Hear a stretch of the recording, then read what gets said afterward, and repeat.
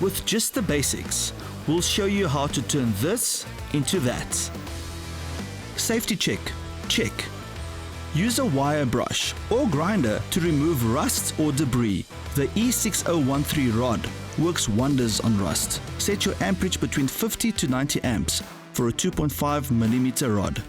Strike at a 10 to 15 degree angle. Steadily drag and apply a slight weave to fill gaps from rust bits. Give a good grind for clean seams and a rust inhibitor or paint to prevent corrosion, and just like that, from rusty to remarkable. Be sure to follow our YouTube series for a deeper dive or visit our other social feeds for quick DIY guides. Strike Arc, from your first spark all the way to expert level. For more info, head over to strikearc.co.za.